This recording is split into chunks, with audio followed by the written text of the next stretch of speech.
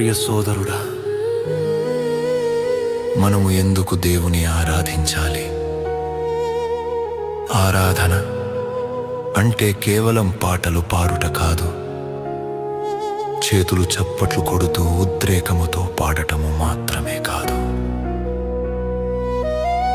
మన హృదయాల నుండి దేవునికి కృతజ్ఞత వెల్లువై గానం రూపంలో ప్రవహించడమే నిజమైన ఆరాధన.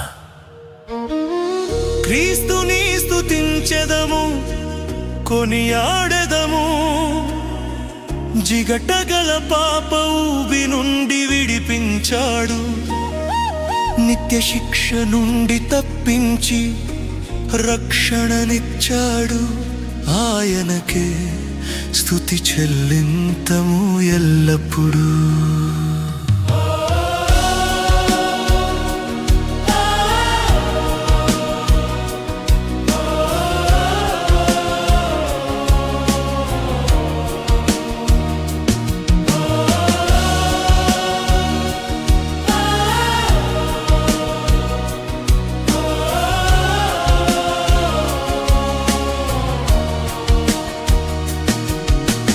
దేవుని కృప పవిత్రతలు గాంచగనే నా హృదయం ప్రేమతో పొంగినది.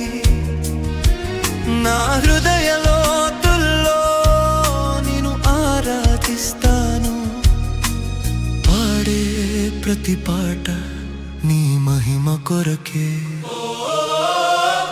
క్రీస్తుని స్తుతించెదము, కొనియాడెదము, జిగటగల పాప ఊబి నుండి విడిపించాడు, నిత్య శిక్ష నుండి తప్పించే రక్షణనిచ్చాడు.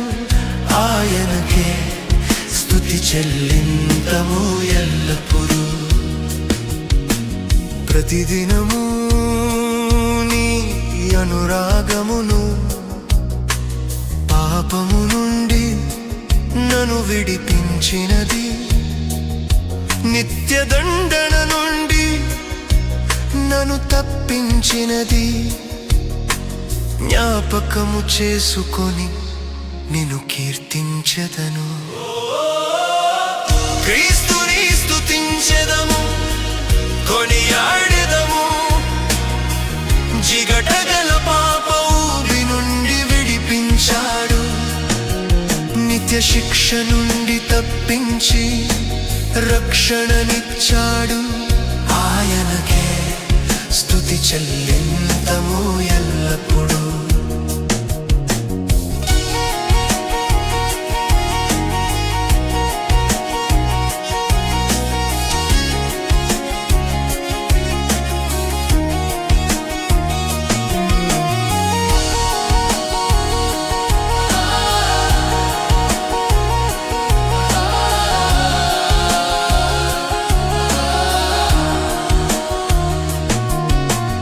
ఆరాధన ఆత్మలో జరుగుతుంది.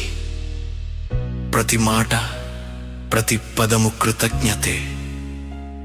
అర్హత లేని మనలను రక్షించాడు, మన కొరకై మరణించాడు ప్రభువు. ప్రియ సోదర,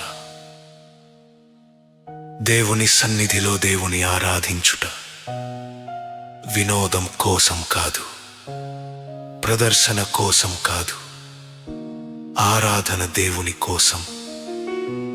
మన హృదయాలు పవిత్రతతో నిండి ఉండాలి. కాబట్టి నేడు ప్రశంస కోసం కాదు, గొప్పల కోసం కాదు, మనలను ప్రేమించిన దేవునిని ఆరాధించాలి. మన గుండెల్లోని కృతజ్ఞత రాగం రూపంలో బయటకు రావడమే పాట. మీ హృదయాన్ని పూర్తిగా ఆయనకు సమర్పించండి. ప్రతి మాట, ప్రతి సంకేతం, ప్రతి శ్వాస ఆయన పవిత్రతను గౌరవించాలి. దేవుడు అల్లరికి కర్త కాదు.